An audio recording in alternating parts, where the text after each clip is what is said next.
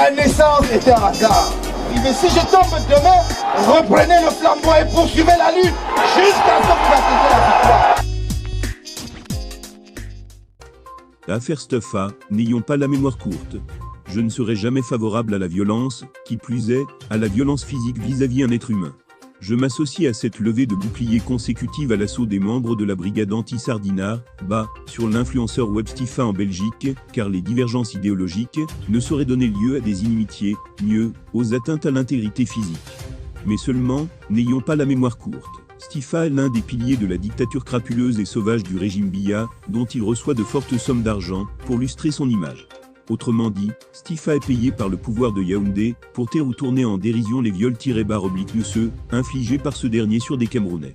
Il pourrait donc être légitimement accusé de complice du terrorisme d'État que la dictature de Biya exerce sur certains de nos compatriotes.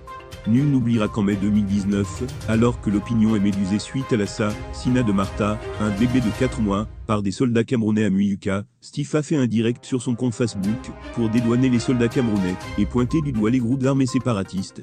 Pourtant, le père du bébé avait témoigné sur CANAL2 International que ce sont des militaires camerounais qui ont fait irruption à son domicile pour tuer et son enfant.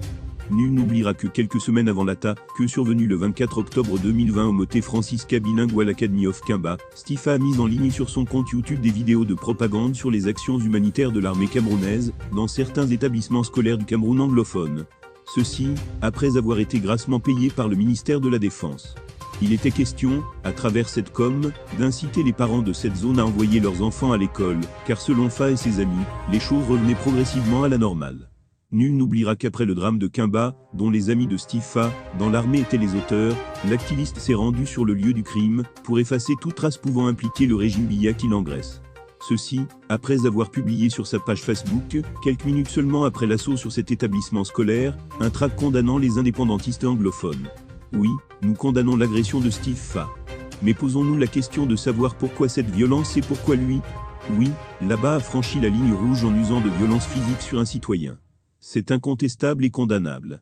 Mais pourquoi n'utilisons-nous pas la même énergie pour condamner le terrorisme d'État que subissent les Camerounais depuis 40 ans d'une dictature dont Stuffa est le supporter inconditionnel ?